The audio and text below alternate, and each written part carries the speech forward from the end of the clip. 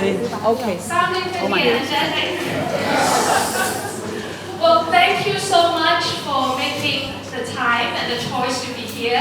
I know it's a long holiday, and so there's many other choices that you could make. So you're making the choice to be here to come learn with one another, and also from Peter and Jacob. That was just a note that in case if you need any translation, that there's headset that you could borrow at the reception desk.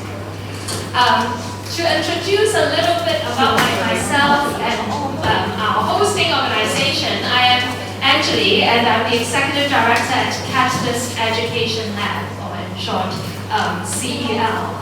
And we are an education nonprofit that really hopes to serve the space by facilitating capacity building of educators and the change management work that happens in school. We really hope to do that by really connecting the different stakeholders, inspiring leaders to consider what might be the possibilities and hopefully work together in igniting new innovations. And in our work as a lab, testing and learning with different stakeholders and co-creating solutions, growing compassionate systems has been one of our key priorities. And it all started in 2018 when we brought a group of Hong Kong principals and teachers, Maggie with us here is one of them, where we joined a conference at MIT to learn. And it was then that we first got exposed to compassionate systems. We were very fortunate to meet Peter and Meta and learn briefly about what compassionate systems is. And even with that brief glimpse, the principals, one of which was Maggie, said that this must be something that we should figure out how to bring back to the Hong Kong education space.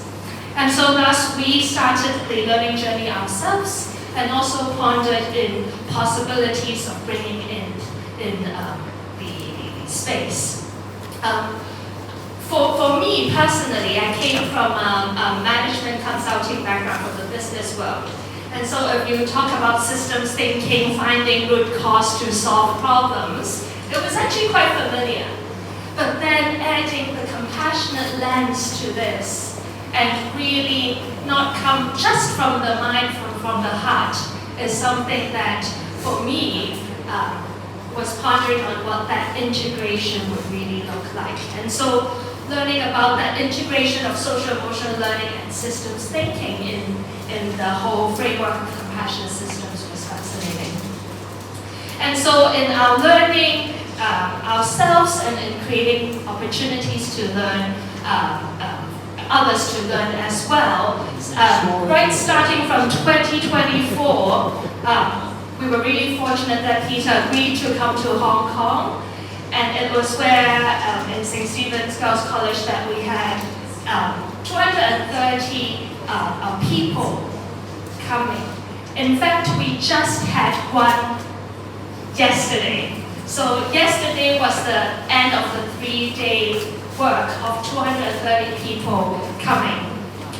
And with that, in this school year, for example, we are growing to a community of practice, because it's one thing to have learned the concepts. How might we continue explore how to bring it to our various spaces? Just in this year, we are working with 13 school teams, primary schools, secondary schools, special education schools, exploring in 1 year journey how they integrate these ideas and concepts into their personal and professional lives. And also working with individuals, not just within the school walls, but those that are NGO foundations, also looking to do that the same. And in those explorations, we observed that they actually take it into practice in 3 broad areas.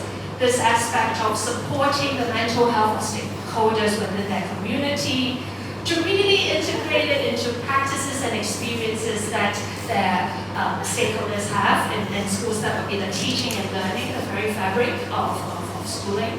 And then also to use this to consider how do we bring about change and develop leaders.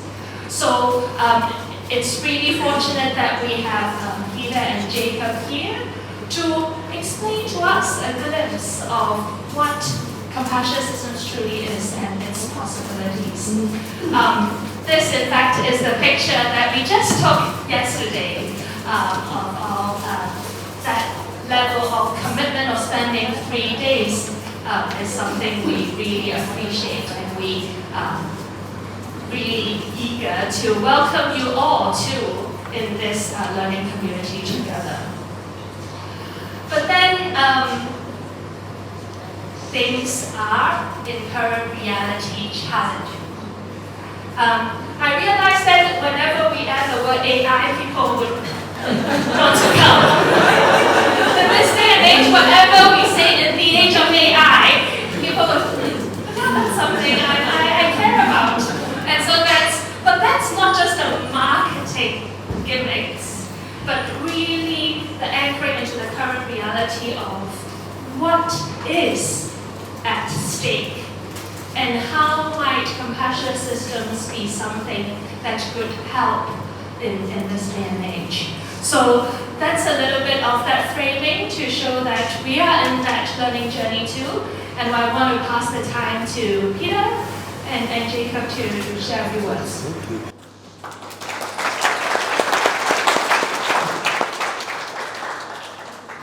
Thank you very much, Anjali. One thing around Catalyst, there's always a lot of papers because there's always so much going on.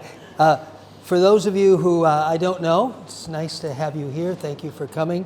This is a mixed group. Many people here have a lot of experience with this work, and others for you, this is your first session. We're going to focus today on a particular puzzle that's very real for Jacob and me and quite a few people who've been in this work for some time. We're not going to try to do anything like a broad introduction to compassionate systems.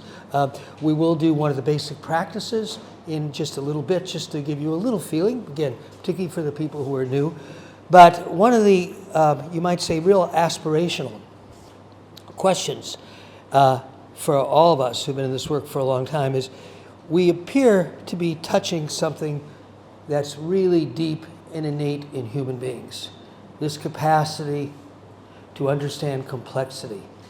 Not in the way we normally think about it, but the interdependence of social and ecological reality. And it's something that people like Jacob and me really feel could become foundational for an education system for the future. We've done, in many ways, the opposite in the industrial age education system we're all still living with. You know, fragmentation, grade 1, grade 2, grade 3, grade 4, right? It's all an assembly line. It was literally, historically, modeled after an assembly line. If it's not measurable, it's not real.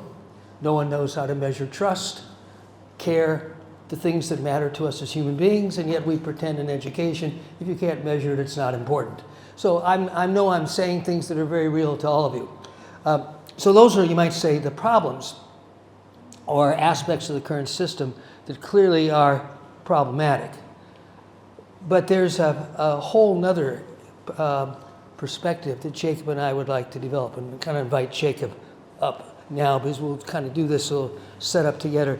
This work has grown, in my opinion, primarily because of master practitioners like Jacob. It's been partnership with people like Jacob, for me personally, that have always been kind of at the heart of how the work has grown. I'll let him introduce himself in a minute, but he's been involved in this work for 10 years or so in a variety of different contexts and has had this same kind of experience of, wow, the kids really get it. On the other hand, education is a system designed and run by adults, so the kids are never the problem. But because of the, well, I'll just say this, hopefully this doesn't sound critical, of almost always dealing with us highly overeducated adults. What I mean by highly overeducated, many of us have spent our life in school. right? We've never escaped. So the kind of deep DNA of this industrial age institution is in us. So it's not easy. Letting go of control. Living systems cannot be controlled. They control themselves. Right? It's almost a definition of what a living system is. They can be influenced, and obviously all kinds of influence goes on in any social reality. That's not problematic. But control in the sense of the machine control. I need you to do this. You know, someone walks up to you and says, be happy. What's your immediate instinct? No! Right? Because we're autonomous. It's deep in our biological nature to resist being controlled, even if it's something we actually want. Right? So, how we develop systems of education that are more harmonious with nature and our nature as humans is, to me, the first and most important question right now. So, Jacob, why don't you share a little bit of your journey, and then we'll kind of set up the program. Hi, good morning, everybody. Thank you. My name is Jacob, and I'm a Hong Konger, and born here, and like many of you, I would assume. And I've been, as Peter said, involved with this work for about 10 years now. And it's been a difficult time in education over the last decade. It was quite hard even before that, but certainly I think we've all noticed that the students that we teach, the teachers we look after, everybody involved in this process, including parents as well, started to notice something really quite significant, which is that although we are all more connected digitally than we have ever been, we can communicate and contact anybody in the world that we are aware of immediately. Yes? No problem. What has also happened at the same time is that human beings have never been more disconnected from each other. We seem to have got to a stage where we actually have teenagers, I have two of them myself, who have lost the ability to actually connect and communicate with each other in a genuinely human way. Now, teachers see this happening. They see a crisis in teenage mental health. They see increased suicidal ideation. They see stress at school. And the parents are seeing that too. The teachers are seeing it in the parent community as well. And there's a desperate, sort of very human yearning to do something about it. Try to help our students. Try to help the families that are in our schools to genuinely connect again with their learning, with each other, whatever it happens to be. And just about the time when I was starting to struggle with these things really quite deeply, I came across this work. Now, when I first came into it, I thought it was about systems, as Peter mentioned. And there are systems in it, of course, because systems are basically about connection. But it wasn't the systems that actually are key to this work, it's the human system and connectivity. Because that's what schools basically are. My school has 3,000 students in it. I don't know how many potential relationships and interconnections that is, but it's a lot. I'm sure Peter could work it out, back of an envelope. But there are a lot of them, okay? And this has really helped me and the schools I've been involved with. I've been involved with 3 schools altogether with this work, to do something about that. And the way I sort of see the last few years is, if we go back to when social media came upon us, I know what it was designed for. It was designed not to connect with each other, all of those things. But fundamentally, we all know what's happened, is that social media has monetized our attention. Meaning that our attention, our physical attention, our mental attention is now worth money. And people sell it, and people design systems around it. I'm sure you know where your phone is right now, and I'm sure there's a pull towards it as well, okay? So our attention has already been monetized, and my real fear, and this is why we put AI in the title, although the marketing does help. For me, the AI piece is AI has the potential to monetize our connections with people. We've already seen what social media has done. Countries now desperately trying to respond to what that's done to our young people and our older people. But AI is an ultimate disruptor in the education space, and potentially in this human space too. And I think compassionate systems has a role to play, or we hope it has a role to play in that aspect. So that's kind of how I come to this work, and hopefully over the course of the day, Peter and I will be able to share some of our thinking around that. Great. Thank you, Jacob. So here's the basic plan for today. As I said, this is not like a mini workshop. We're not going to give even a very comprehensive kind of overview of compassionate systems. Many people in the room know that, and then those of you who aren't, I want to just say that so you don't have false expectations. What we do want to do is share a riddle or a puzzle that we're wrestling with. So I'm just going to restate what I said a minute ago to kind of frame it. Jacob, I, through many, many people like Jacob going back for 3 or 4 decades, have seen again and again how kids take to this work on systems. It's eventually led us to this basic, broad hypothesis that human beings are systems thinkers. And it's kind of beaten out of us. Children are naturally oriented to the relational space in which they grow up, their families, their friends, their communities. I've seen this happen many times. You take young children into the forest and they'll often say, is it okay if I talk to the trees?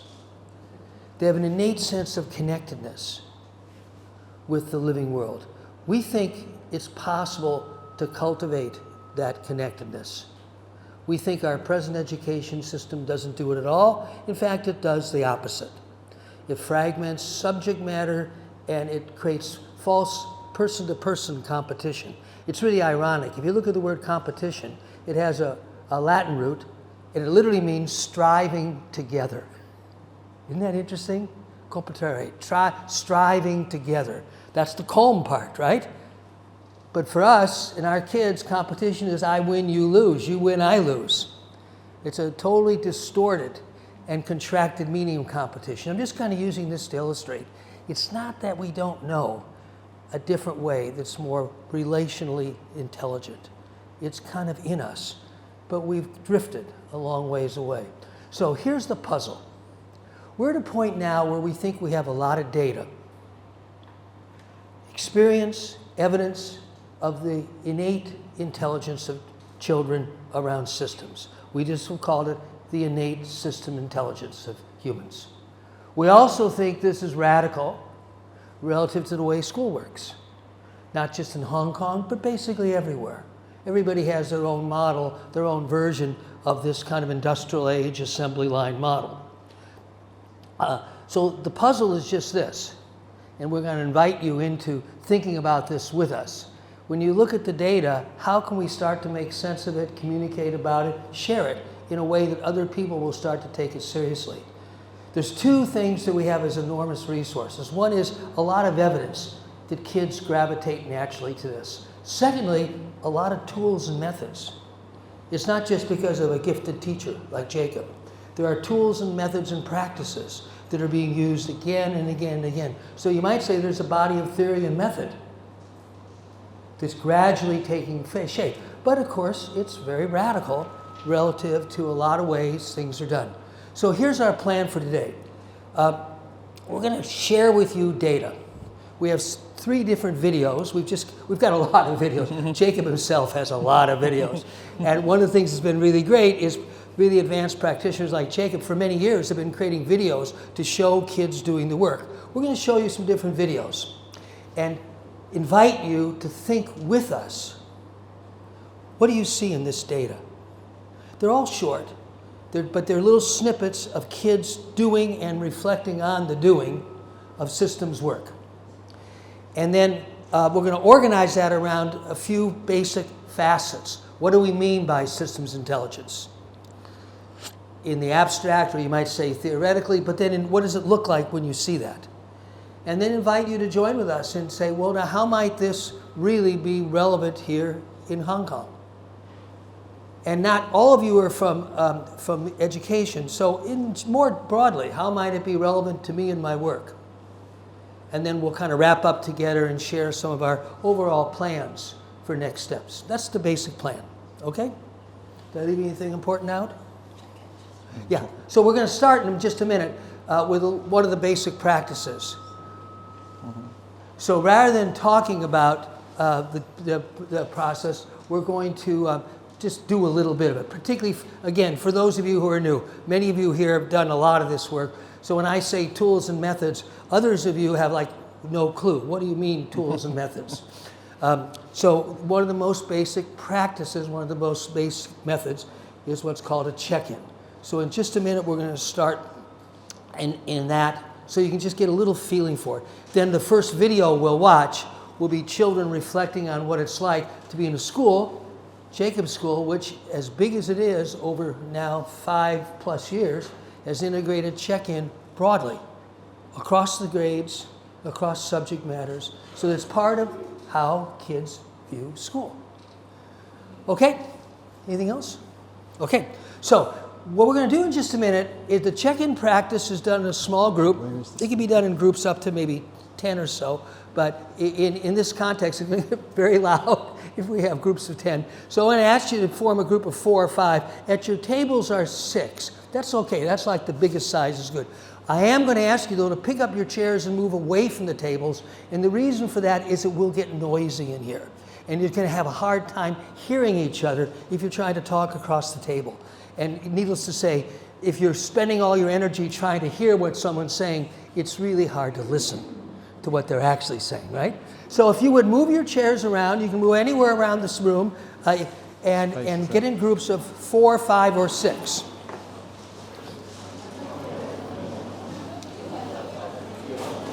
Okay, so in the basic check-in protocol, there are 3 steps.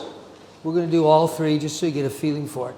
The first is what we've come to call just a grounding practice. And a grounding practice is just starting off by being here. You know, just a short, probably 3-4 minutes of kind of contemplative, okay. What does it feel like to be sitting here right now? What are some of the thoughts and feelings that are moving? I'll lead you through it in a second. Then a few minutes to just journal. Now, in usually programs, people all have their own journals. All that means if you have something to write on, it's not essential that you have an actual journal, but just so you can kind of make a few notes of things that arose when you did the grounding. And then the core to the check-in is the conversation that then ensues.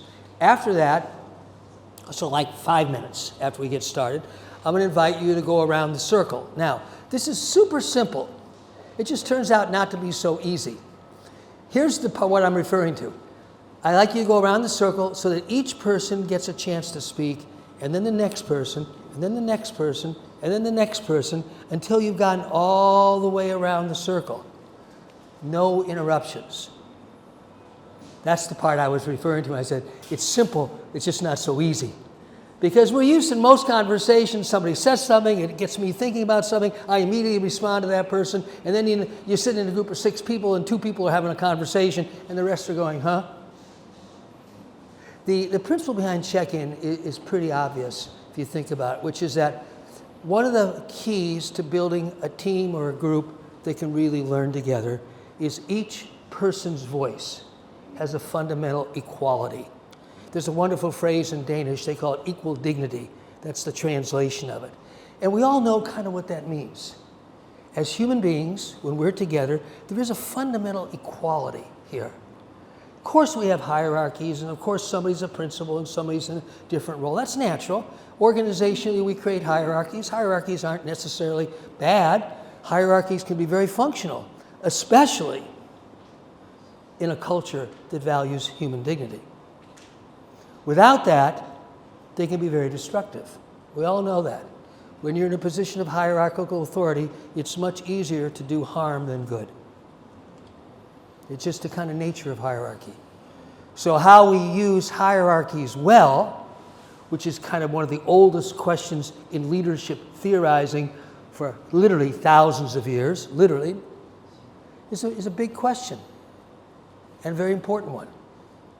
And the check-in kind of illustrates the principle that helps address that question, which is if we create a foundation where in the fabric, the day-to-day, the everyday of our living together, we're continually reinforcing the idea of human dignity, then hierarchies can work in a different way.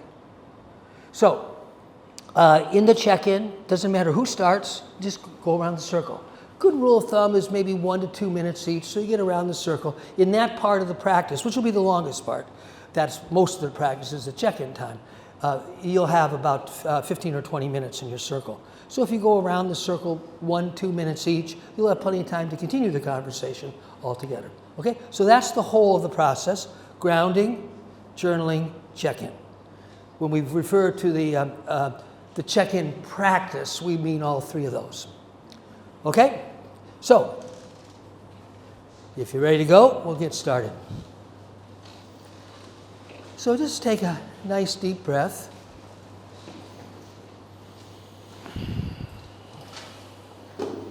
And just relax for a minute and just notice first what it's like sitting in your chair. Most people find it a little easier to do the grounding practice with their eyes closed, and the reason for that is very simple. We take in so much data visually that it's a little bit easier to just notice our experience in the moment, to look inward with the eyes closed. You don't have to close your eyes. It's fine to just allow your focus to be broad, not focus on anything, just what the Japanese often call soft eyes. There's a lot of meditative practices with eyes open, but the key to them is you're kind of letting go of the focus on something particular. That's a little bit trickier for most of us, so generally speaking, it's for most of us just easier to close the eyes. And continue to notice your breathing.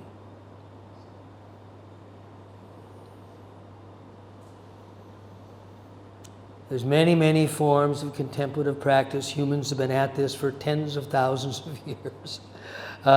Probably the most universal is just noticing the breath. In and out.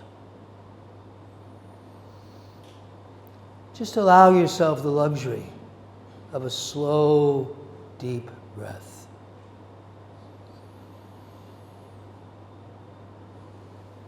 When we get excited and riled up and worried or nervous, our breathing gets shallow. We all know that. So this is just to relax, and then naturally, as you relax, the breath will slow down, and as the breath slows down, you relax.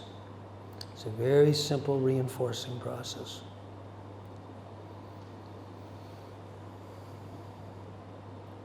As you notice your breath, just notice what it feels like to be sitting on your chair.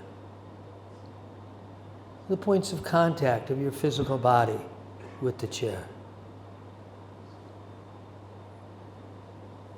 Notice what it feels like to have your feet on the floor. As you Chinese know very, very well, the feet are actually quite important. So much of the energetic exchange of our body with the earth is through the feet. So just really feel into what it feels like in your feet, in contact with the floor.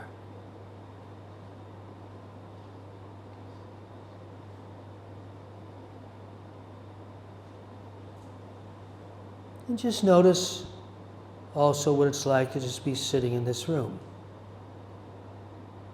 this social field or social space.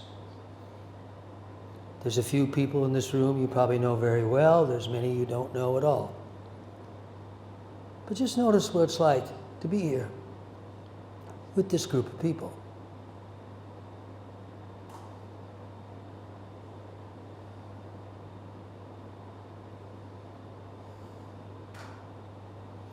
And last, just notice what has brought you here. What is it that led you to want to come this morning? What are the key questions that you hold that might be connected to us together? If my comments at the beginning about innate systems intelligence make any sense to you, just notice in what way do they make sense to you.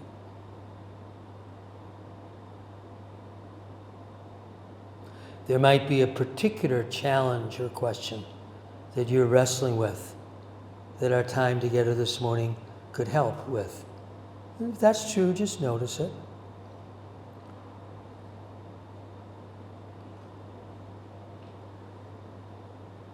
But more broadly, also notice the kind of arc of your own journey, your own personal journey.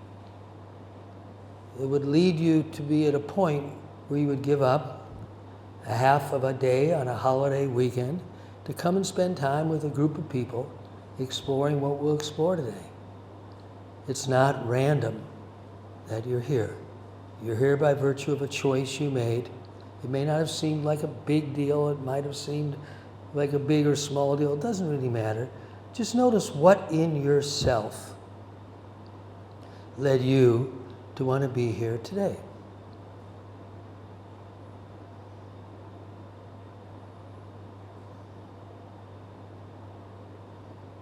So whenever you're ready, take a moment and just find something to write on. If you have a journal, great. If you just have a piece of paper handy. And just make a few notes to yourself. This is just for you. Because when we have that sort of quiet time and we open ourselves to our own thoughts and feelings, a lot arises. And it's always nice to capture just a little. I can see many of you have stopped writing and a few of you are still writing. Take another minute, just wrap up what you're writing if you are still writing.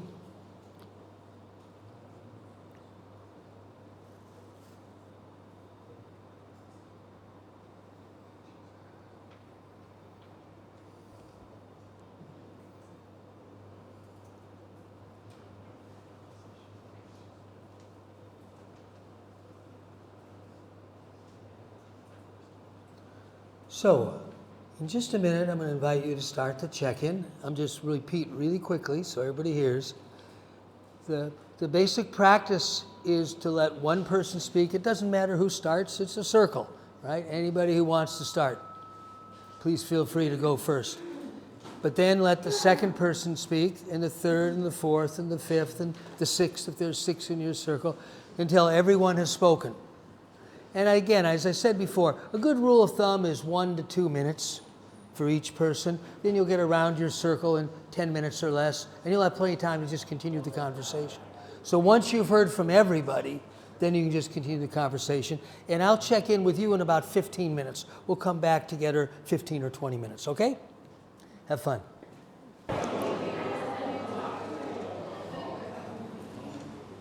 Okay, did you get to hear from everybody? Good, okay. So, just take a couple minutes to hear back either some themes or some feelings you had from the conversation, and then we'll kind of start with the sharing some of what we want to share with you all. So, what'd you talk about?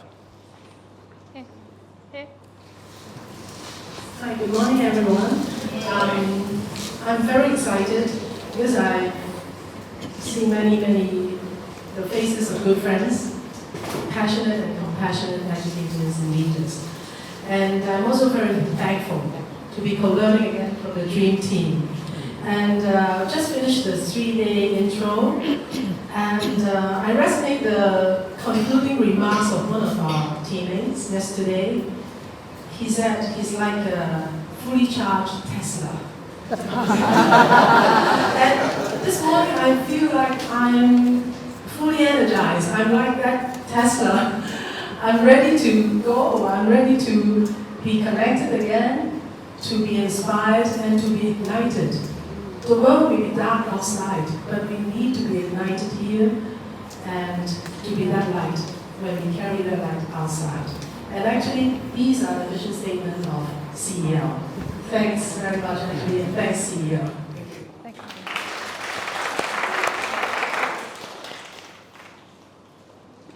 Couple others? Just whatever came up. Thank you.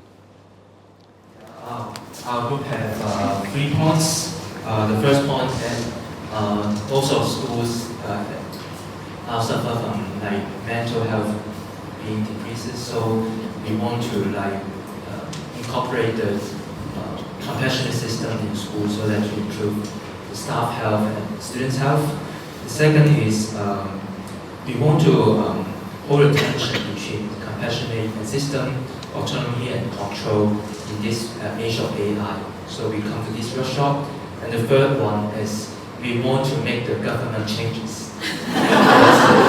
By us, yes. Thank you.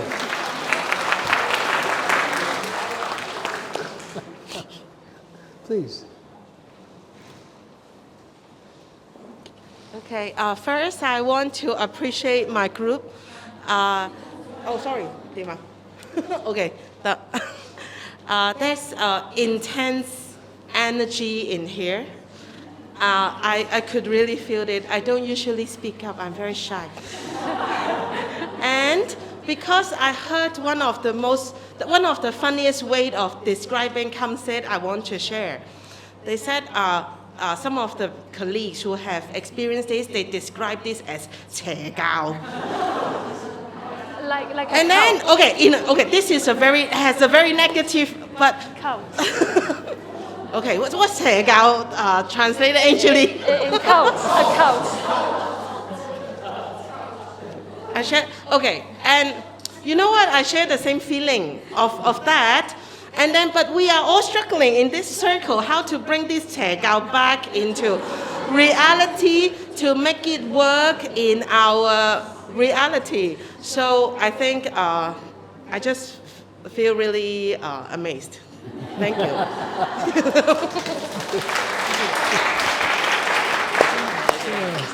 Okay. On that note, we have a very short time together today, so if it's okay, we're going to shift gears and start sharing some of what we wanted to share with you all. So as I said before, we're going to organize today around sharing some of the data of kids' work. We're going to show a couple of videos. Jacob's going to start off in just a minute. There's 3 of these, so there'll be like 20 minutes each. We'll watch a video. Jacob will talk a little bit about the context, and then let you all think about, well, what did I notice? Each video is only about 2 minutes. They're very short, and they're different videos focusing on children. Okay.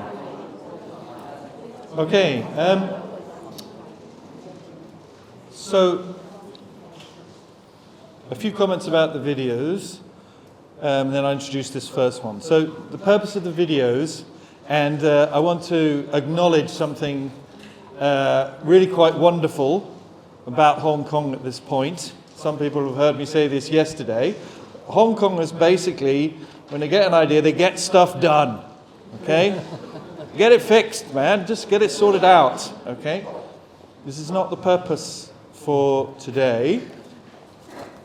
It's more that questioning spirit we want you to have. So when you see the video, it's not, I really don't want you to jump towards, well, that's a good idea. How would I do that in my school?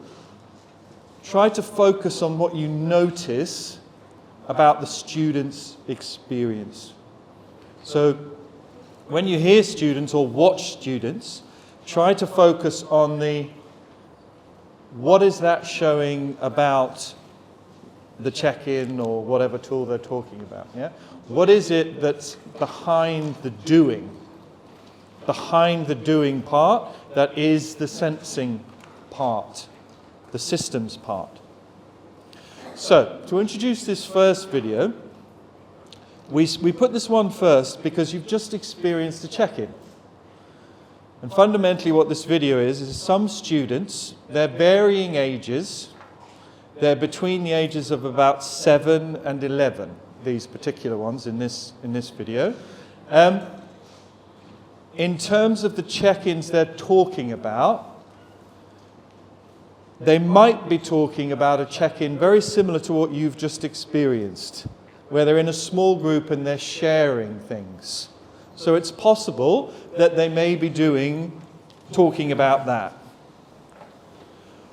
But these students could have come through our early years school, which we call Ducks, okay? Because it's cute, so that's why we call it Duck. But Dulwich College Kindergarten Services is actually. But anyway, so they could have come through the early years and then the junior school, and they will have experienced lots of types of check-in. So they will have experienced what you have experienced. They will also have done face-to-face paired check-ins as well. They will have done their favourite one, because that's the one they always ask for, this one, which is where they sit with their backs touching to each other, and they don't therefore have all of the information from the other student's face to deal with. Okay? They can just be speaking, or more importantly, listening. They will also have experienced this check-in, which is really important. Some of them might reference that in the video. All the classrooms will have various emotional states on the wall, or possibly physically, they could be in the classroom as well, stickers and birds' nests and all sorts of different things. There's the bird's nest, there he is. Okay, so basically they have designed that themselves. So it could be that they come in the morning and they're like, how am I right now? How am I feeling right now? And they'll indicate that. Okay? So they could have experienced any of those check-ins. And the ones that are in the video, they could be talking about any of those. Okay? But what I want you to notice once you've heard them, all you'll see is a whole bunch of 7 to 11-year-olds telling you what they think a check-in is. Okay? That's really all it is. But try to see behind that as to what are the really important things they're saying in terms of systems. Sorry. Okay. Anything else to say about this? So, oh yes, firstly, it's not professional, okay? It's really very not professional. These are random children that happen to be randomly in the corridor of any age group. So some of them have very quiet voices. And so we said, oh, that's really nice. Here, have a microphone. And then they're suddenly speaking very loudly on the video, okay? So you'll just have to deal with that. It's not professional, it's just what happened in this particular couple of school days. Okay, thanks, Anjali.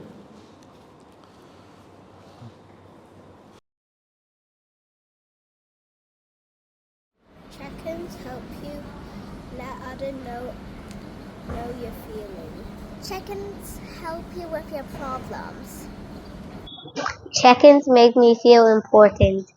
Check-ins can help other people and also help yourself with patience.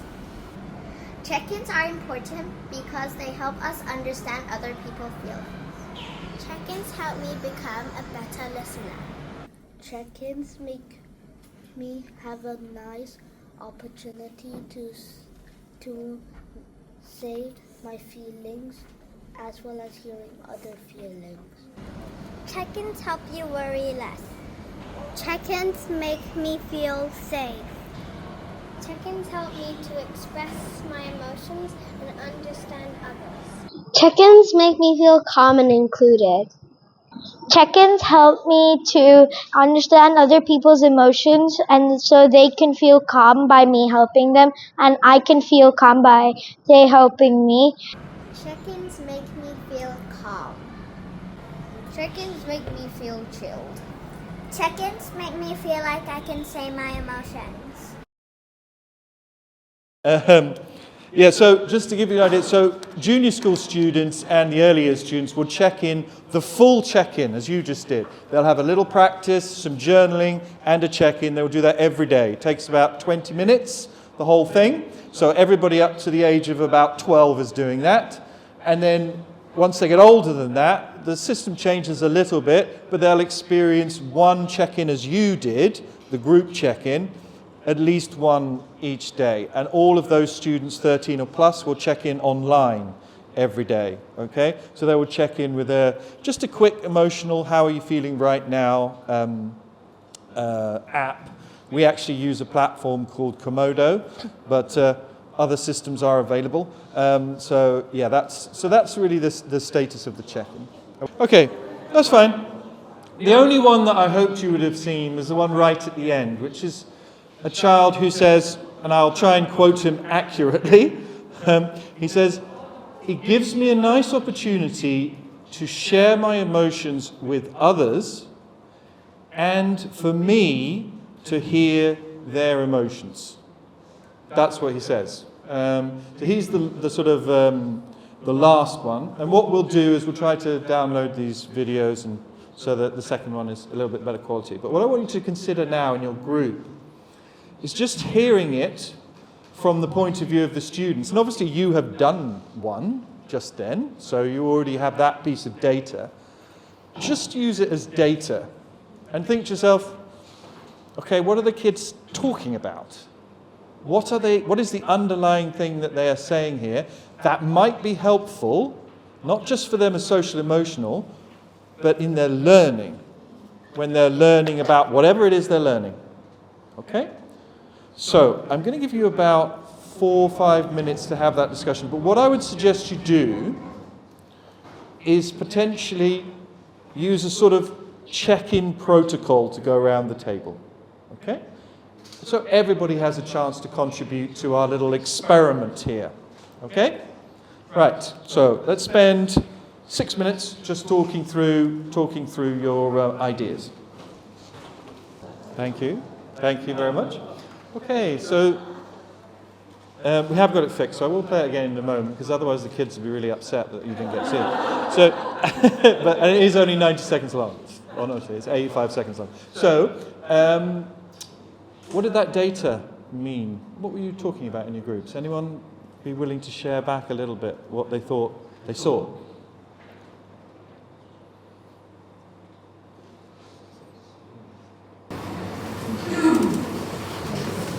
Morning, everyone.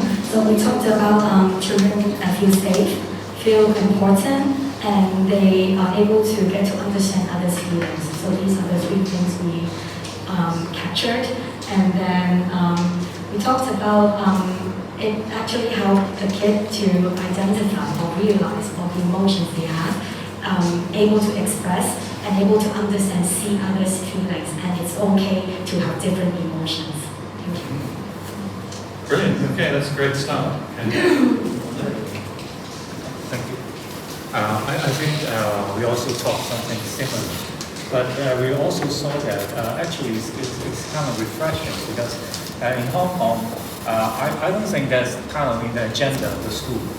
The students go to the school to learn, so they don't talk about themselves. They don't think they need to talk about themselves to the teachers or to others. So I think what I saw in those videos, what we saw in the videos is that it's kind of a really new thing for us to see. Yeah. That's I think one of the, and also we talk a little bit, maybe a little bit echo. I don't want to bring it to the central agenda today, but we a little bit echo to the cult comment. Yeah, because I think it's really a cultural difference for Hong Kong people to having that kind of meditation, grounding moment. I think we talk about it will be a disaster. We try to bring it to the teenagers of Hong Kong, because easily imagine that other students will teasing them. It's just one small tease in the group, the whole room will break down when we try to bring it in. So maybe it will take a really long practice for first to younger students to feel comfortable, because they're just vulnerable for the teenagers to talk about themselves, the emotion, how they feel. So I think for the students, those are really young kids. So if you can bring it from really early stage for them, it's okay. And school actually is a place where you talk about yourself, your feelings. I don't think there's a place for that in Hong Kong school now. Yeah, so it's really refreshing for us, I think. Yeah. Thank you. Thank you very much. I think, yeah, we do need to acknowledge that, but what I would say is I have a similar video for my 14 to 17-year-olds. Okay, so the students, that school's in Singapore, that particular one. So it is true that at the beginning you do get resistance sometimes, but there are lots of different levels of safety that you can put into a check-in. So obviously the ultimate safety is an online check-in. So yeah, teenagers can do that no problem. Yeah. But a paired check-in where they get to choose their partner, very low risk. Okay, very low risk. They'd be happy to have that discussion. A little bit higher up is a small group, 5 or 6, and highest risk would be a class check-in, which is why that one's actually the best one. But you can manage that. It's not, and the same with the mindful practice. There's some very gentle, just focus on your breath. You know, even the big sporting 17-year-old boy understands a couple of deep breaths will take me to a slightly different place. You don't have to go straight into a full-blown mindful practice type thing. And so, yeah, and also I just want to sort of share in community with you, that's not a Hong Kong problem. It's a world problem, yeah. Apart from lots of areas of Scandinavia and India and some bits of China, actually it's perfectly normal for children to do that. So it's not the whole world by any means. So thank you for your comment. Anything else? I think kind of connecting the conversation that was just emerging there, and I'm thinking back to how Peter started this session. I think Peter earlier said something about it's really seldom the kids that are the problem, that this is really innate and comfortable for kids, it's the adults, right? And that we've all, in our various cultural contexts, come through these like very industrial systems where it's almost like we're taught to invalidate having feelings or emotions, and that we're not supposed to be emotional beings. We're supposed to just go to school to learn, we're gonna work to produce. And so, you know, some of what we were talking about here was the sense from the kids of that opportunity to check in with themselves, be in community, in relation to other people, and just to be validated that we are human beings with emotions and feelings. I think with what you were saying there, Jacob, you know, at the highest risk is like, how do we do this with ourselves, with adults, which is how we started this session here. Those are just some of the threads that I'm pulling through our conversation. And we were talking about how, you know, it feels like it requires a lot to get to the point of where your kids got to in the video, because they need the words to name the various emotions that they might have. But perhaps even without language, this is actually something that we're all born into and born with, and it's how do we not remove that, rather than how do we like build that. So those are just some of the connections I'm making with what we talked about here. That's great, thank you. I have another one here in the middle.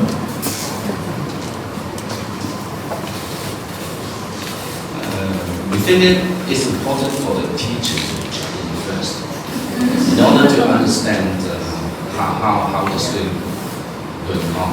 Okay? And you mentioned the term data. We talk about the narrative. Whatever response they make, we consider it as data. But it's very important not to judge first, because students' mindset, Peter Senge mentioned about the mental model, students' mental model may be different from us. So we have to be very careful. Sue mentioned the term student may be gang, worried.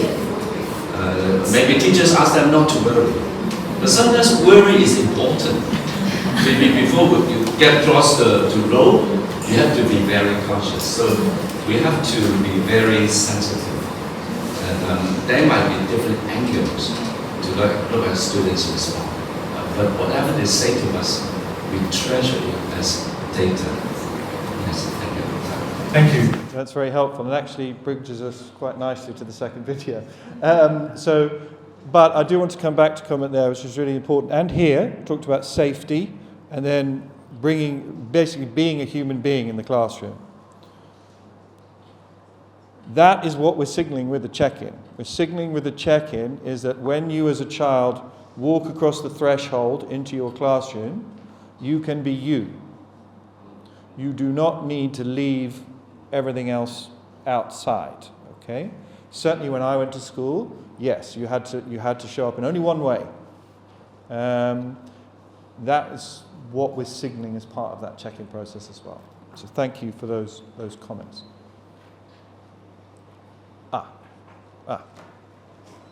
Hi everyone. My name is Season from Lipo Chen University College of Hong Kong. When you played the video, I was reminded of my first trial back in school, right after the introduction course. It was kind of like a failure, but I treasure this failure. And the mistakes that I've done is that I tried to do the entire grounding exercise. I was so intense and I have to do every single procedure right. Then the journaling, then the check-in. And then afterwards, of course, like my students like me a lot, and then they would trust me and try to do that. But then I felt like it's like too long and it's like a failure. And then one student come up to me and say, actually, Season, can we juggle it around? Is it possible to just do the check-in sometimes? Like, is it okay to do a grounding exercise if it's that needed? I'm really appreciated my student. Once they try, they are willing to speak up, and it builds up the trust between myself and my students. And I think this is essential in the very first step of teaching and learning.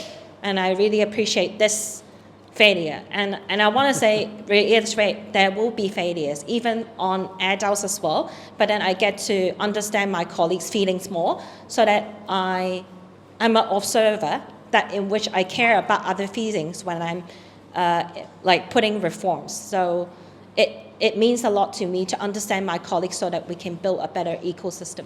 So thank you for that. Yeah. Thank you so much.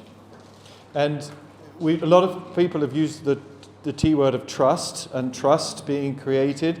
So you're all referring there broadly to a systems principle, which is the field, the generative field of, in this case, a classroom. But that sort of idea that we're stepping into a space which teachers can generate and can cultivate is a core systems principle.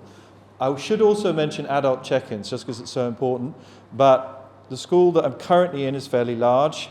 It has a lot of staff, about 280 teachers, so across the 3 schools. And in that, the one thing all staff would agree on is that the check-in is important. And all adult meetings start with check-ins. So that's the one thing we have real consistency of opinion on, is that joining adults together and giving them an opportunity to do that is really key. Did that take time, though? Yeah, so that process started when COVID finished, okay?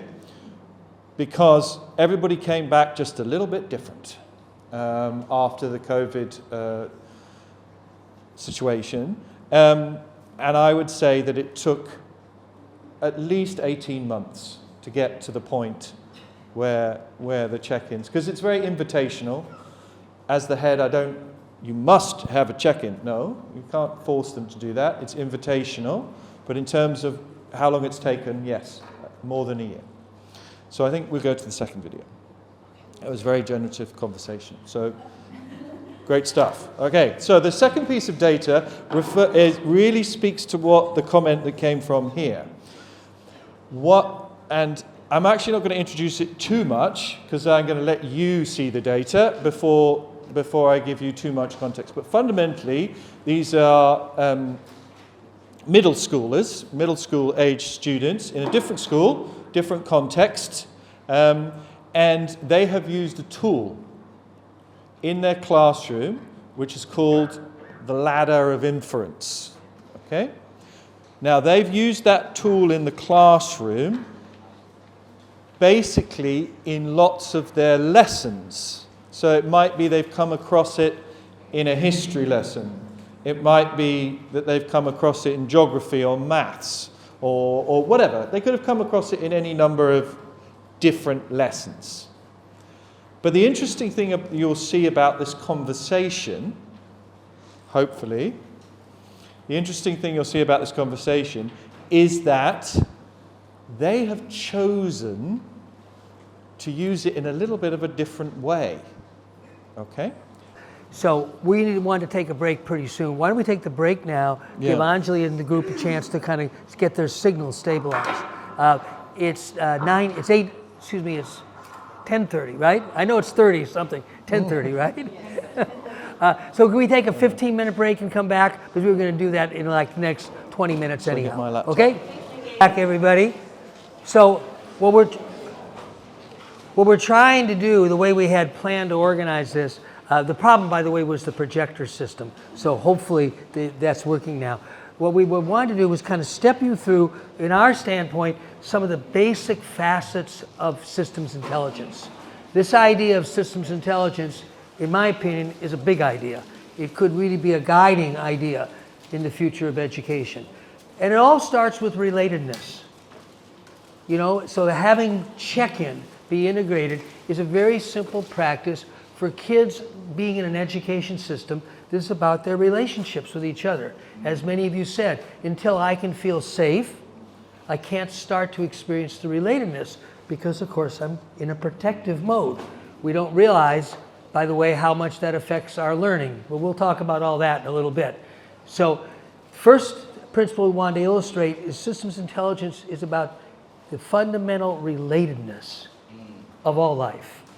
Obviously at the social level, who we are relative to other students, our concern for each other and ourselves as one kind of web of concern. The children in schools like this start to feel like they belong. Okay, so a lot of you got that. The second thing we wanted to talk about was reflection. So, a little clue there as to our experiment from Peter. So you might want to use the R word. I'm going to, as I said, they've experienced this ladder of inference that is in the booklet in front of you, but the importance of the ladder is not that you understand it now. It's simply listen to what they're saying as data and think, what kind of a skill is that showing or is it illustrating? So, Jacob, you should say a word of what the ladder is, I think, okay. For those who don't know at all. So the ladder as a thinking tool fundamentally explores the way each individual experiences the world. It describes how human beings make meaning from their 5 senses. And it acknowledges something which is really, really important, which is we are not a machine. Like, let's look at the iPad there. The iPad recording this session there's no beliefs in it. There's no meaning in that iPad. Nothing beyond the fact that it's a machine, photons traveling into the camera, sound waves traveling through the space into the microphone. I hope I'm not insulting it at this stage. But the point is, there's nothing there. Now you have a microphone, okay? You also have cameras, but there's a really big difference there, which is that the data you receive in that way, you process and create meaning from. And from that, construct the way you believe the world is. But here's the scary bit. My friend here is doing the same thing. She perceives the world completely differently to me. Not completely. But the point is, we're all experiencing the world very differently.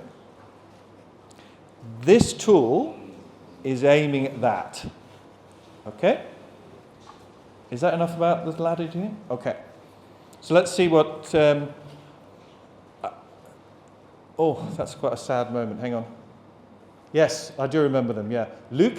So Luke on the right-hand side. Okay. This is his second language, so forgive him a little bit. The one on the left is Christian, who is a Swiss speaker speaking in English. Okay, so let's see what they have to say.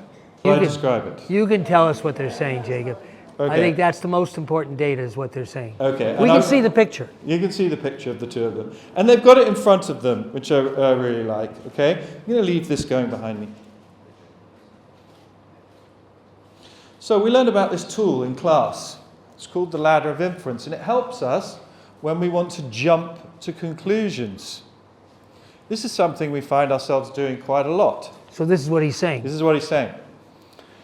His friend then is asked to describe a little bit about what the ladder is. And so he's pointing at the various levels. And he's saying, down here is the data, what we see and what we hear. And then quite often we find ourselves making meaning or making beliefs very quickly based on what we see. His friend's agreeing with him at this stage. And then he starts to talk about a playground situation. So the playground situation is that there's somebody who's feeling very left out. They don't have friends, and they are coming into the school late each day, missing the beginning of the school day, first 5 or 6 minutes. And what he's talking about is that if you just notice the fact that this particular student is late, you might think they are lazy, disorganized, they don't care about school. Then his friend then says, what can happen then is that person is ignored by the other students. They're like, he's a bit weird, a bit different. And the action you might take is not to speak to that person. And then it comes back to Luke, and Luke says, so what we decided to do was to sit together and use the ladder of inference to think about what might be happening. Just say that one more time. We decided to sit together and use the ladder of inference to decide what was happening. They then spoke to the other child. The other child's name is Kehinde. And discovered from Kehinde that Kehinde was travelling to school nearly 90 minutes every day. And there were lots of challenges and all sorts of other things. And they learnt a lot about Kehinde in that process. And they're now friends. So that's all that's said in the video. I don't want to add any more meaning than that. That is what is said in the video. So let's do the same thing again. In your table, what does that data mean? What are you seeing behind that conversation? Okay? We will have a full 10 minutes for you to discuss that with your colleagues. If only the Apple TV sound worked as well.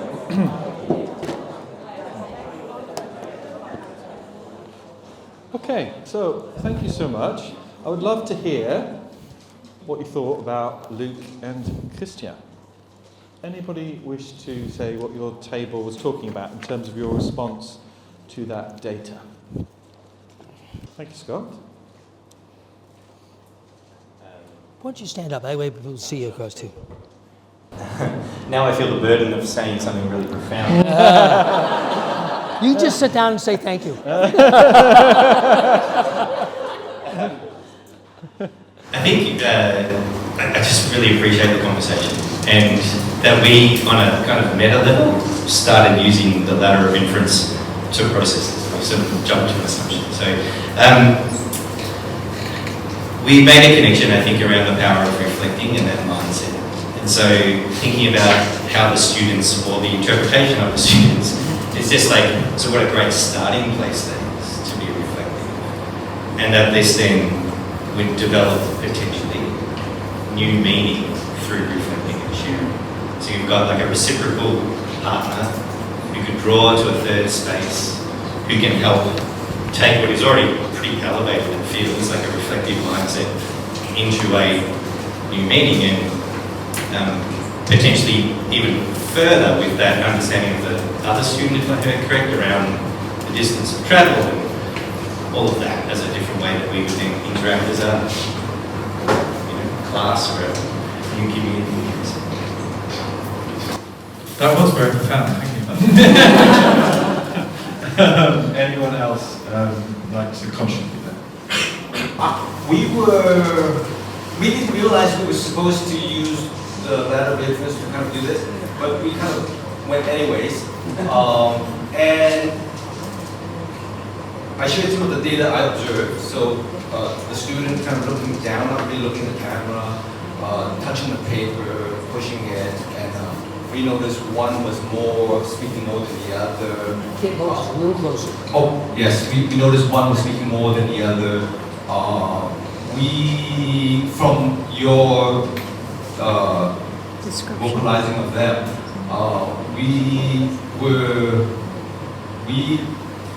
the answers or the words that they spoke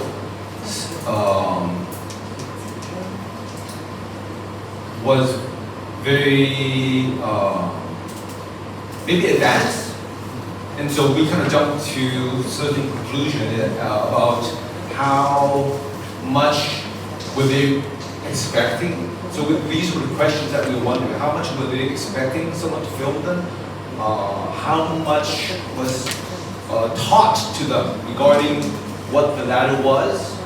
And so these were some questions that we want to explore and ask. Okay, thank you. So the first thing says they'd only experienced the ladder once.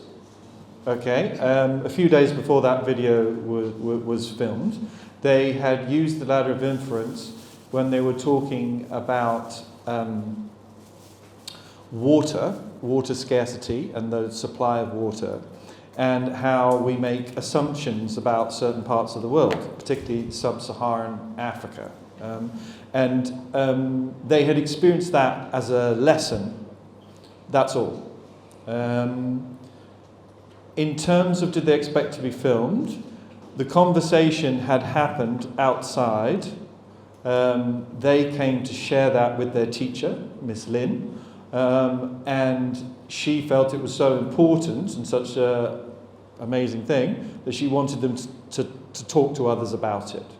So she filmed that video, so they did know they were being videoed in that sense, and it was shared with the year group they're in, which is, they were year 7 students. So I hope that helps a bit with the context piece. The surprise was that they had never seen the ladder used as a personal reflection tool. Okay? And I think that's what you're sort of hinting at there, and what we're trying to suggest in our hypothesis, is that they saw that link, the teacher didn't. Yes? So they saw this idea that, oh, we were jumping to conclusions about the sub-Saharan Africans, and we were jumping to conclusions about this and that and the other.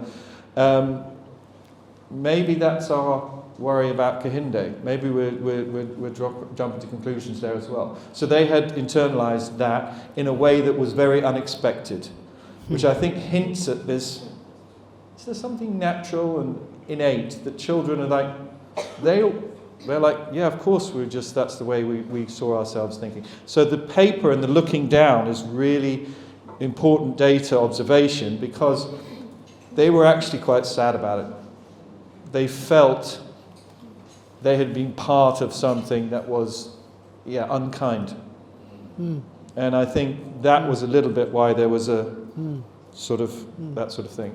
This tool is frequently used for students to unpack situations that have, like, conflicts in the playground, difficult situations like that. But this was before we had used it in that way at all. Sorry, there's a question. That's very helpful. I just want to add what my initial thought was. I thought they didn't want to be interviewed. I have to give some model answers, but you telling me about the sadness changes the whole story, and it really gives clarity of what is going on. What a wonderful illustration of the ladder of inference between the two of us, okay? So you have this, and of course the systems principle behind that is what Scott was referring to, this reflective space, that when we go about our lives, we are reflective. And just for a second, I don't want to talk too much about the outside world because it's very frightening, but teenagers, just think about the amount of data they are receiving in an everyday, okay? The quantity of data is extraordinary. I was trying to buy presents for my children yesterday, and of course I had to go to PopMart, which is a scary thing for an adult to do, okay? So I go to PopMart with just a picture, obviously, because I don't know what set I'm looking for. It is Nyota that I'm looking for. So I go there and there are millions of young Hong Kongers, right? They're all in a queue, and it's really, really slow, even though there are two people who are really efficient at the front. And I'm like, this is very un-Hong Kong, but I'm standing in this queue. And I realize every single one of them not has a mobile phone, yes, but also has a camera, and they're filming the process of buying their PopMart thing, right? Presumably to then go and share with hundreds of people. There's a lot of data being shared, okay? So every teenager is overwhelmed by the quantity of data they're receiving. How do they know what's good information and what's bad? How do they know what is vaguely perhaps closer to truth than other information that might be further from it?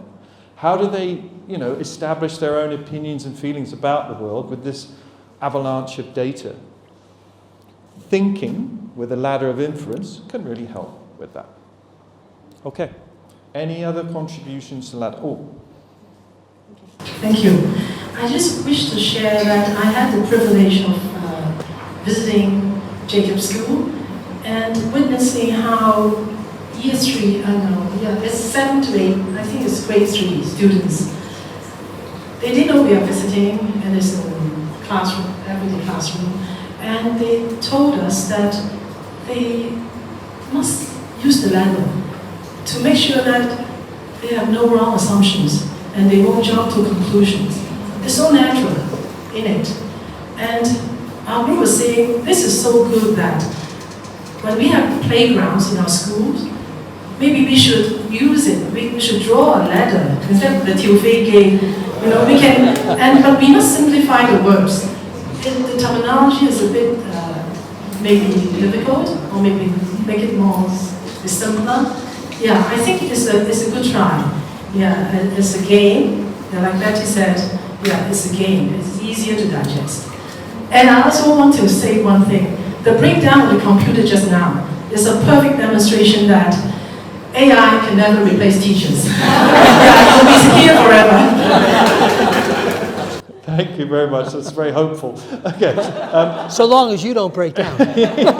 So I'm just doing the tech introduction for the third bit because we're kind of jazz riffing this as we go along now, which is quite fun. So basically, what we're going to do is this QR code. Don't use it.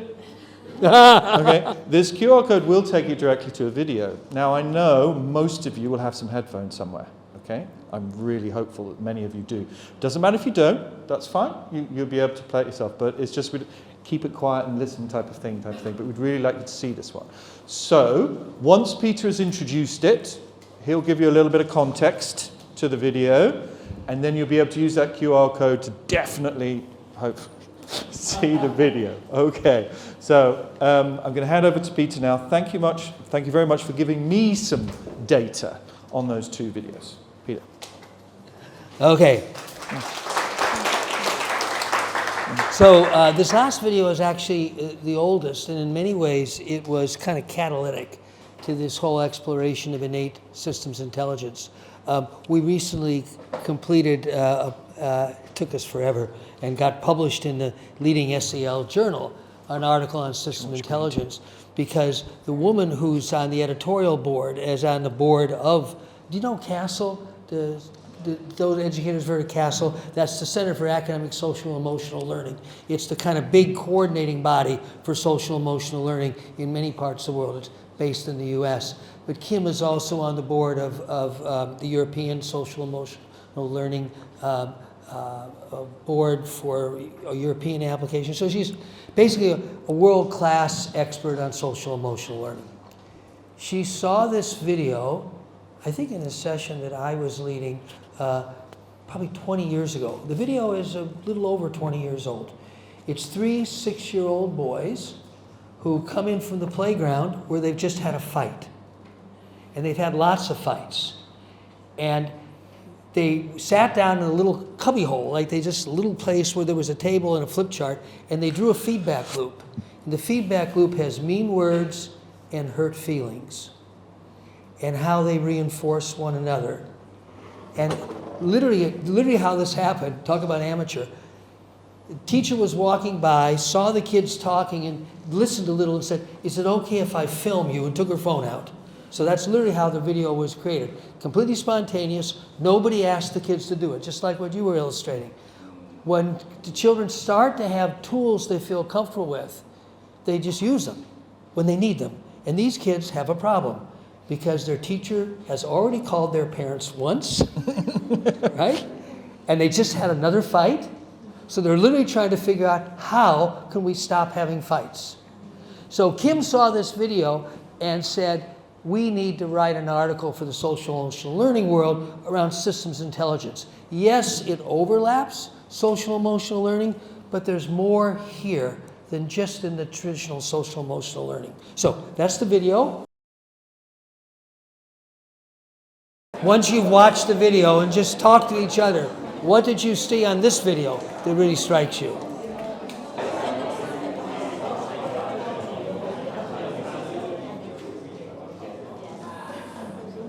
Okay, thank you very much.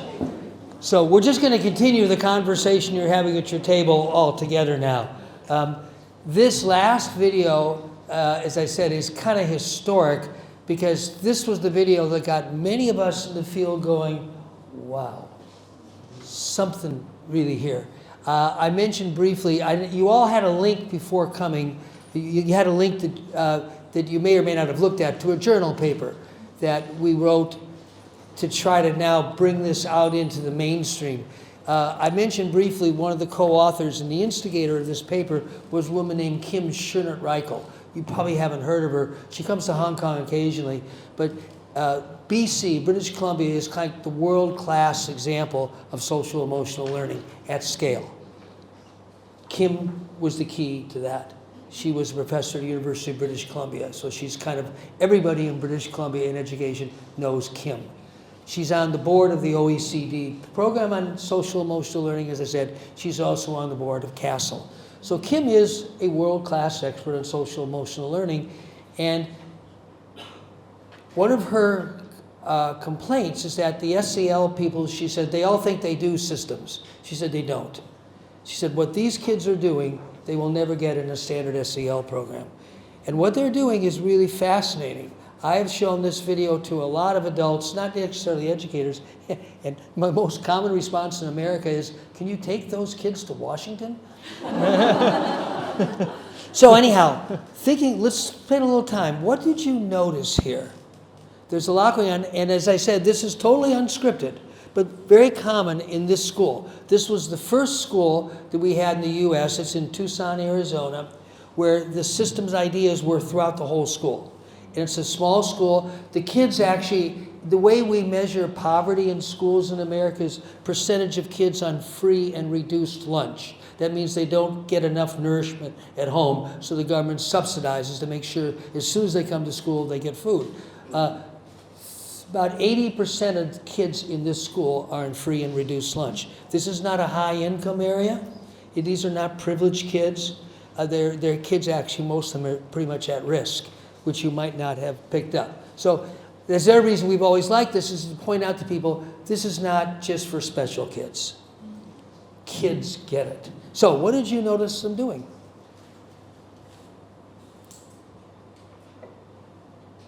These. Our group noticed something. First of all, the kids are very proactive. Like they can sense a problem, they can identify a problem, and then try to solve it through like frameworks. And second, it's the language they use are quite. It's actually very advanced. For example, they are using words like reinforcement. Reinforcing. This is a word that I learned in my university. But they're only like 6 years old. So I think language input really helps them, really facilitate them to discuss, to communicate, and to find like ways to solve the problem. And we also noticed in the video, actually, it is the student doing the talking. It's not teacher. Teacher is really like a facilitator. And teacher asks a couple of questions. yeah, just questions, and the students are just responding, and they keep moving forward with the whole thing. And this is a very this helps me reflect that as a teacher, like the world could be changed. Like just as Dr. Senge said before, like it is very hard for teachers to change their mindset. Like we are in an industrial age, like learning, and we're changing them into facilitate students to work on problems, to solve them. So this is our reflection. Yeah. Thank you. A few others.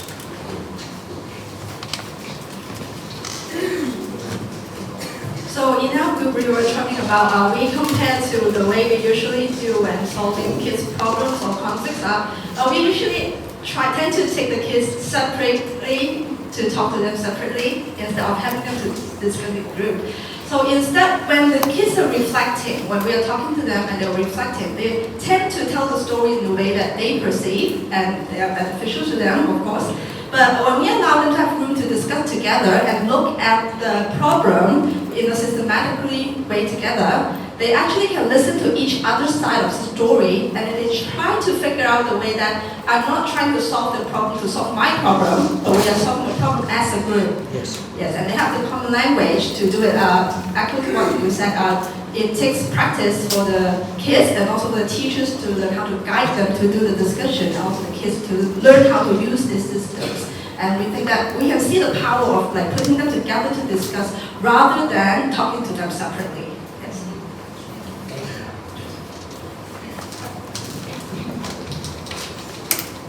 Others. Thank you. Apart from gathering the kids together to discuss the problem, I can notice that they are relying on the visual aids on the paper, and they are pointing to the. I think it's a visual cycle, and then I think it's very powerful and amazing to me that seeing kids using these visual aids to try to conceptualize what's happening and to understand the situation.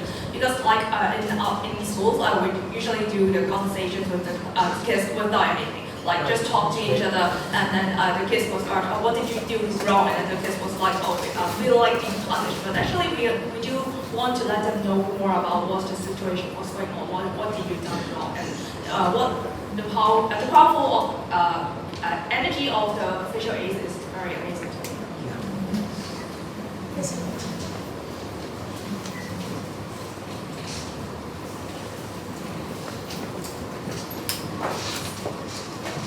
We were drawing on a lot of the similar things that have been shared in terms of like not underestimating the kids to be able to use this kind of sophisticated language, the power of having these visual tools and so on. And then we were also talking about this sort of balance of being able to be so reflective, but at the same time, the power of heuristics, and we have to be able to process data quickly. So we were drawing a lot of threads. A question we were wondering about is, has anybody tracked these kids over time, and have we been able to follow up with them? Now, I assume I think we were assuming they're probably in their 30s or 40s now. Have they continued to think about the world in this way? Just curious. I can say just a little bit.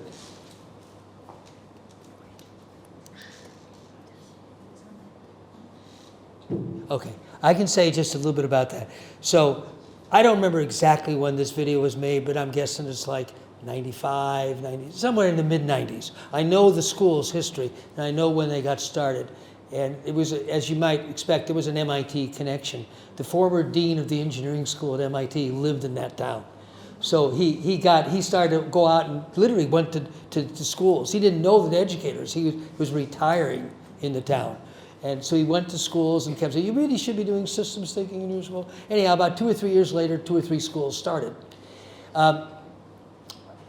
About a year after the video was made, we had a conference out there. We used to have regular conferences every year of all the systems educators.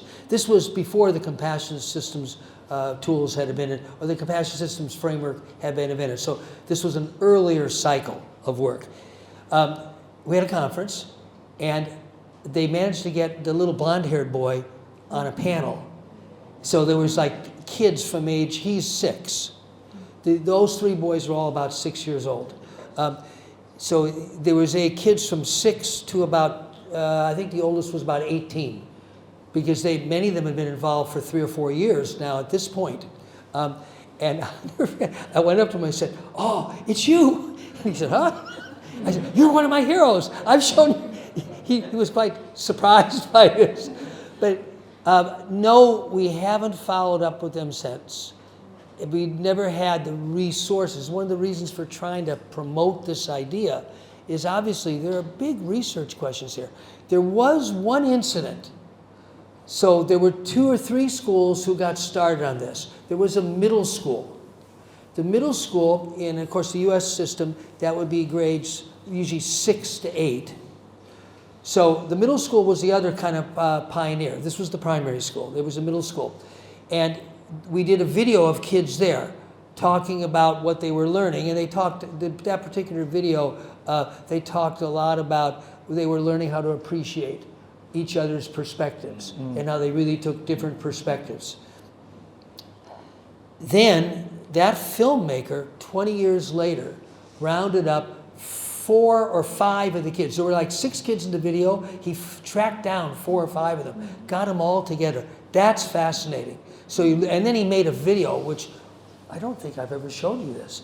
So that's why we're here. We're picking up a lot of pieces around. Anyhow, but he made a video, the filmmaker, on his own, because he was so fascinated. He didn't know anything about it, but he filmed these kids, and he was so blown away by their articulateness. This is when they're like 13, 14 years old. And then I literally went and rounded them up, and there's this, and then he put together a video that spliced a shot of a kid at the age of 13 and a shot of that same person at the age of 25. It's fascinating. And without doing it particularly, he just asked the adults, so you were part of this pioneering systems school, what are some things you learned? And one of the themes that came up, and said, well, we really learned that different people really see the world differently and how to honor their different points of view. So that was a theme that came up amongst the adults. And then one kid starts telling a story. He, at this time, worked in a governmental agency. It's funny, I just realized this story is about China. He works in now, and I forget the exact agency, but it's a governmental agency that does trade negotiating between Chinese and Americans. That was his job. When he's talking about his job, he said, I have a lot of trouble with my fellow analysts and in the negotiating team because they don't really take seriously the Chinese perspective. And he's very eloquent. He's about 26, 27 years old, talking about how he's trying to help his peers in the US side really listen more deeply to the Chinese so they'll understand their perspective. And then the video maker integrates a clip of him as a 13-year-old saying how important it is for him to learn how to listen to other people's perspectives. Funny, thank you for asking the question, because I've totally forgotten about that, of course. And I totally forgot about the Chinese Association. But it's fascinating, because again, you see on one side, him as a 12-year-old, a 13-year-old, on the other side, him as a 26-year-old professional, talking about the exact same thing, and almost using the exact same words. Yeah. So you're right, that's like the real gold standard of education research. Really hard to do. How do you track long-term impact on kids? Thank you, Peter. I just wanted to make a quick point about language, because it's come up a couple of times. It's an important aspect here. Some of the tools that you see in your booklet, for example, there's complicated words there. I just want to encourage you that, language acquisition is part of every child's every day at school. It genuinely is. So they are acquiring, there's lots of different papers around this in this area, but they're acquiring large quantities of language every single day. So the word reinforcing, for example, is just a label. It's just a label for a thing that they may have experienced. Some of our tools have complex terms in them. Empathic distress, as for example. Yeah? But if a child has experienced this thing and you say, well, that's what this is called, that's the label for this thing, it doesn't matter to them whether the language is complicated or not. Okay? They acquire it. This does frighten parents. I'll warn you on that, okay? The parents will come in and say, my kid's talking about jumping up the ladder and something about inference, and I don't know what anything. Yes, that's fine, but it's not a problem for the kids. You can teach them the language because you're teaching them hundreds of new words every single day. So that's okay. But you're right. To us, it's like, whoa, that looks like... But actually, if they've experienced the thing, so they've done the tool, they've experienced the thing, then the fact that you call it inference, well, all right, that's what that's called then. So go for it with the language, not a problem. And of course, you know, I suppose I do see this from the context of multilingual classrooms, okay? So where you've got 11 or 12 first languages represented, but everyone's sharing one language of communication. So I admit that's my context here. But of course in Hong Kong, it's certainly in an EMI environment, if it's English medium instruction, you've got a similar sort of, but with probably one or two first languages that are present. So yeah, just a quick point about language. Yeah. Thanks, Peter. Yeah. And of course, we learn language that we use, right? That's the key. Maggie? During the discussion, I can't help thinking about another, I would say, very important factors that we should consider while using the tools of compassion systems is the cultural difference. I was born in Hong Kong, raised in Hong Kong. Of course, after studying in Hong Kong and I got the privilege of studying overseas, I could tell really the big gap between cultures, actually among cultures. And as Chinese, we are so used to not talk about emotions, feelings.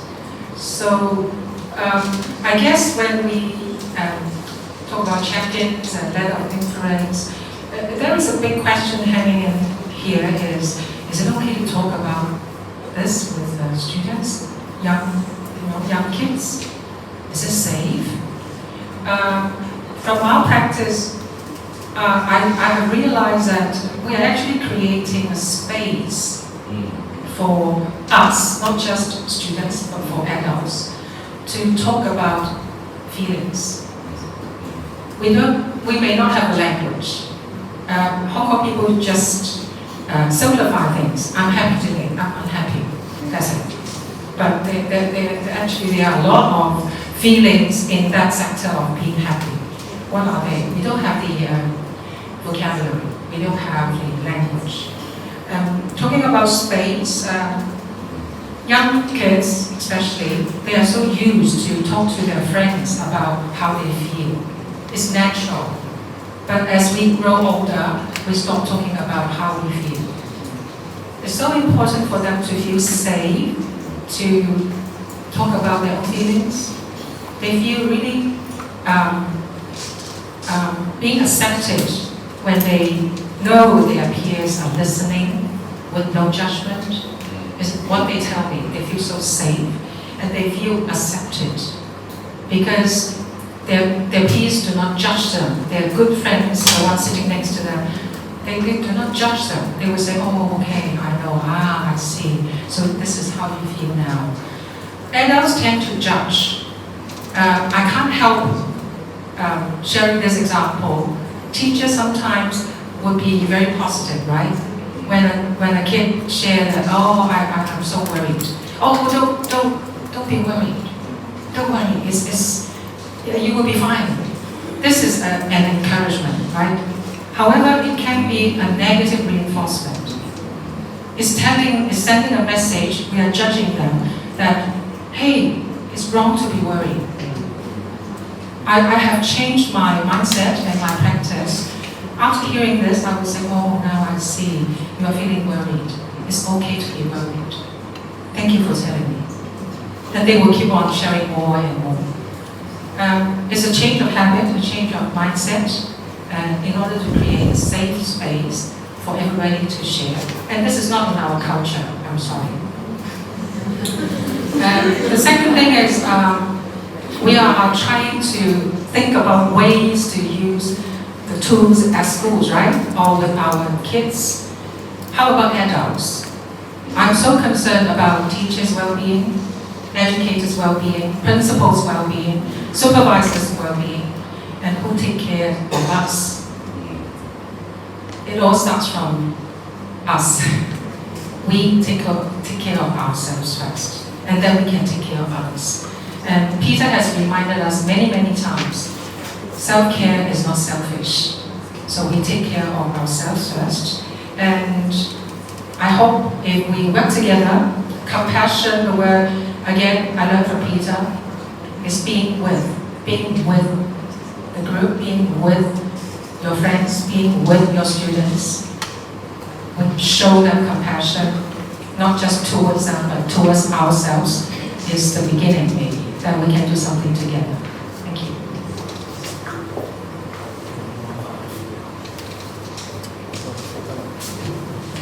Actually, don't worry too much about the projector system. The compassionate system won't break down. When I look at the diagram of the letter inference, I can there's something very interesting. Most people, when they receive the data, they go strictly into action. So what I learned from here is we try to create a safe space for them to slow down and then to shape their perception before they start something new. That's what I learned here. Maybe when they receive the data, they go through the emotional cycles channel strictly into the action side. But you have another arrow to go down awareness.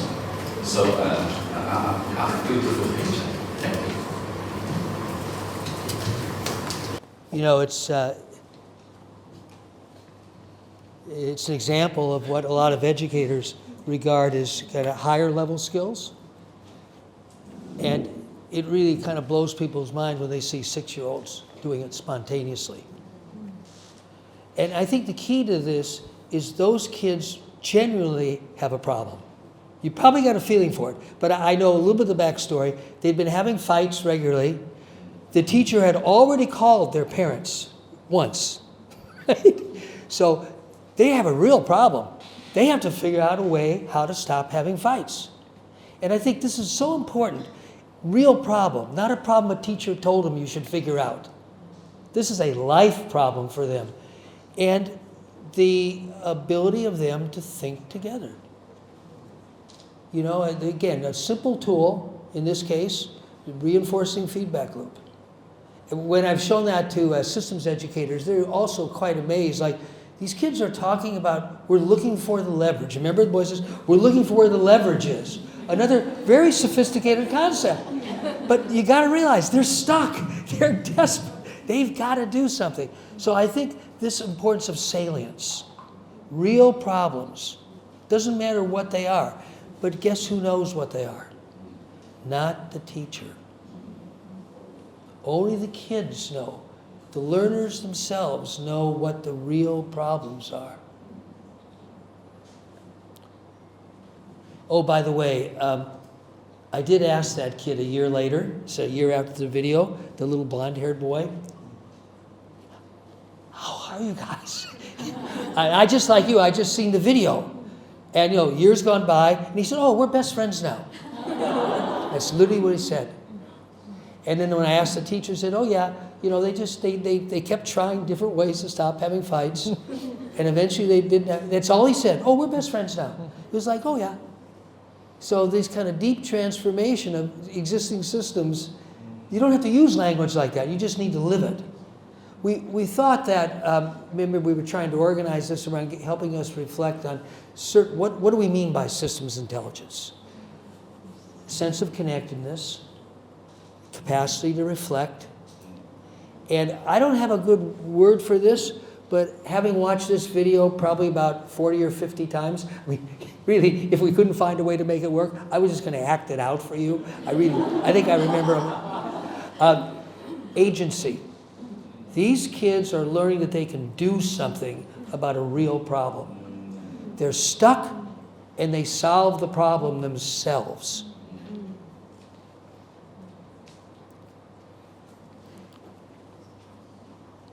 A couple other reflections and then we'll close up, talk a little bit about next steps here in Hong Kong.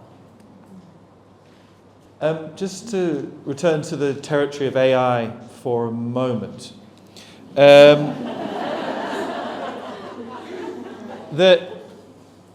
challenge I think we have with... Sorry. Yeah, it's fine. It's working. Okay.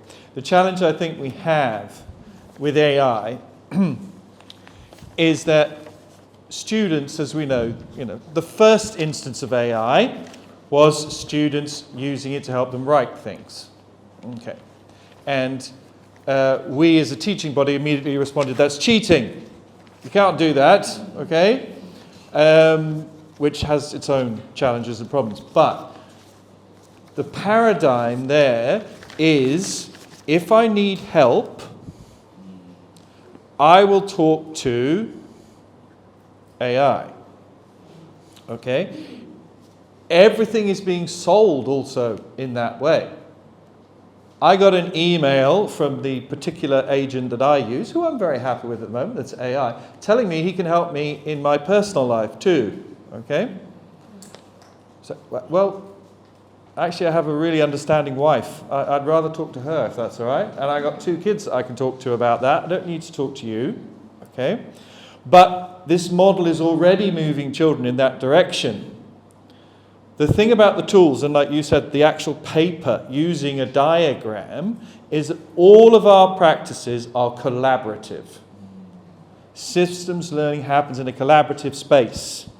So you're always focusing the children on, look at what you can get from other humans in terms of helping you come up with ideas and stuff. And I genuinely feel that AI, in the next 15 years, we've got no idea really, but fundamentally most of what we do as teachers might well disappear. Now that can be frightening, or it can be amazing, because what will we be left with? Well, we'll be left with this that we've been talking about all morning.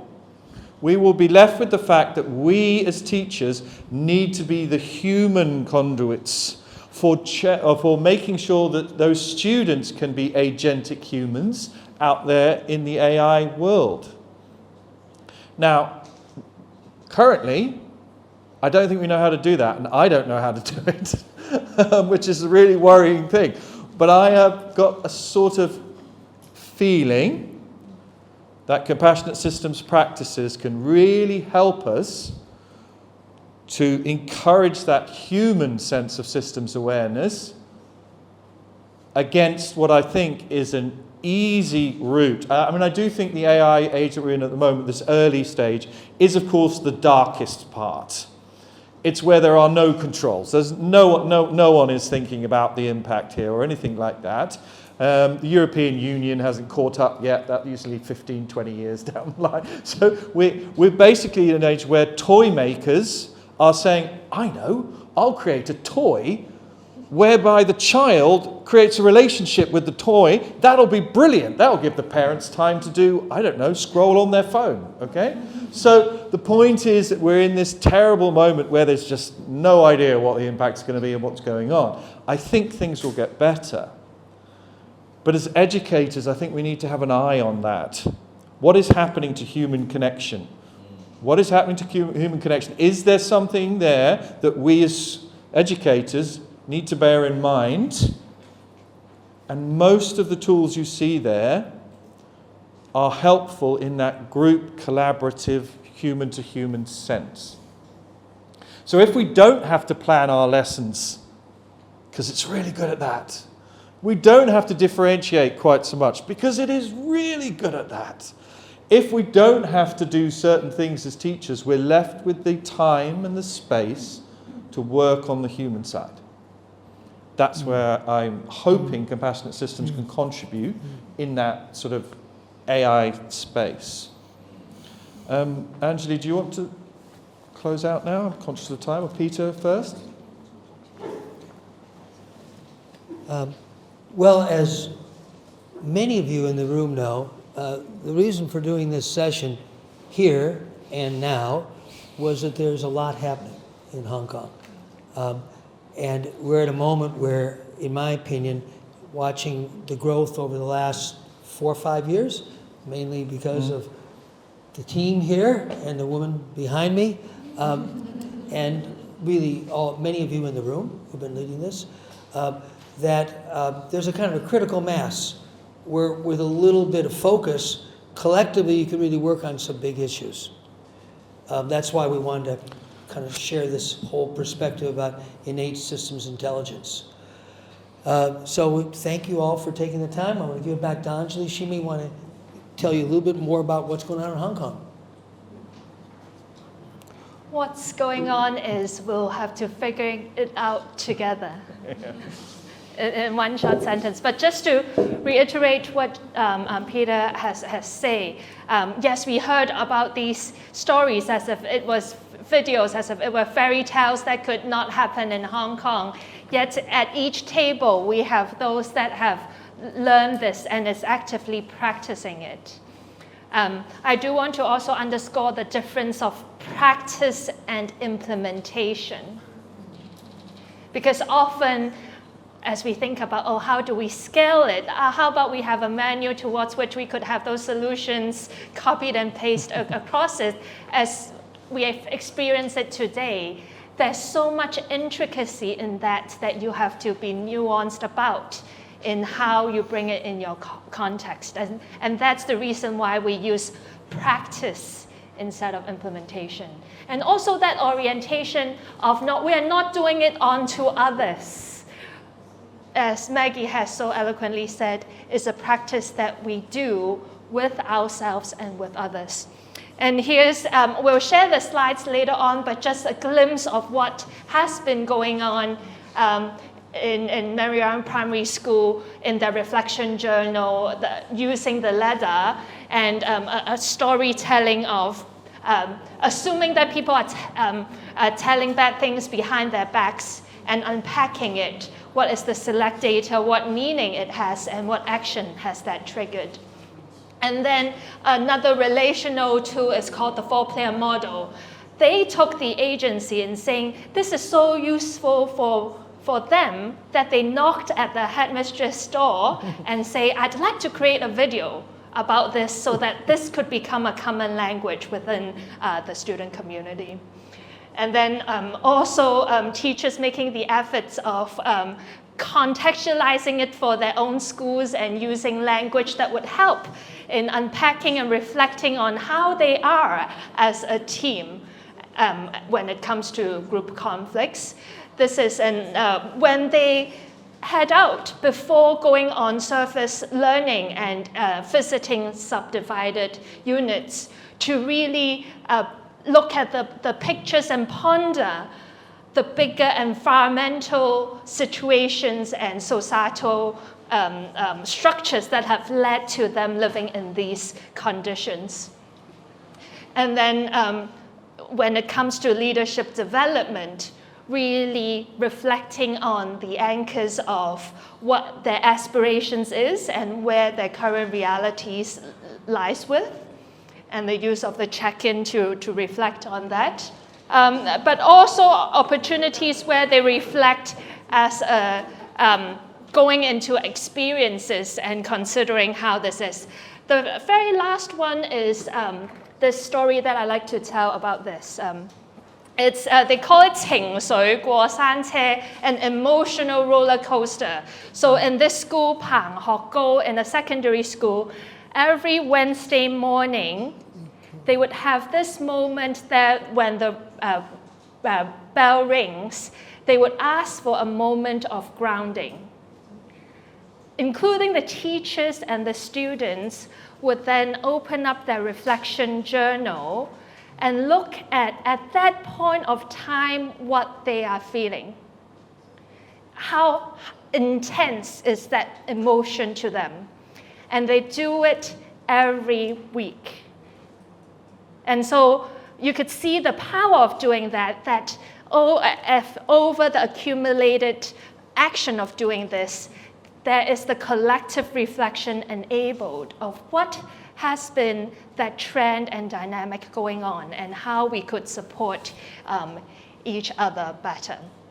So that's the emotional wheel. And efforts into integrating it into real subjects and curriculum, and then making their own leadership curriculum based upon these compassionate systems tools, and even as practical as reflecting on exam performances and considering their own habits that have led to these results is what that we've seen it doing. And so these are just a glimpse of the practices that we were able to collect. And honestly, just as how Peter has shared, we are in this space where we do want to hear feedback on how we could grow this work, how we could share the importance and value of these very important beliefs that we think we want to advocate. And so here's the feedback form towards which you could let us know what you are pondering about and ideas towards which we could work with one another. Excuse me one second. I just realized I forgot to cover one thing. The video that you linked to and downloaded is not one that you should share because, of course, these are videos with kids, and so you always have to be really careful on the permissions. There's a version of that video I will share later. On a website, which is the foundation that supported these schools, called the Waters Foundation. So these schools in Tucson were supported by a foundation, and the video that you should link, and you're welcome to do that, and share, the link is on the Waters Foundation website, and that's in... That would be something I will share with you. So for the videos that we saw just now and the links, please do not share out. What we'll be sharing over email as you receive it, it's the shareable links that you could then and the boys talking is on there. It's just a slightly different version. With that, thank you so much for being here with us. And I'd like to thank Peter and Jacob once again for their sharing.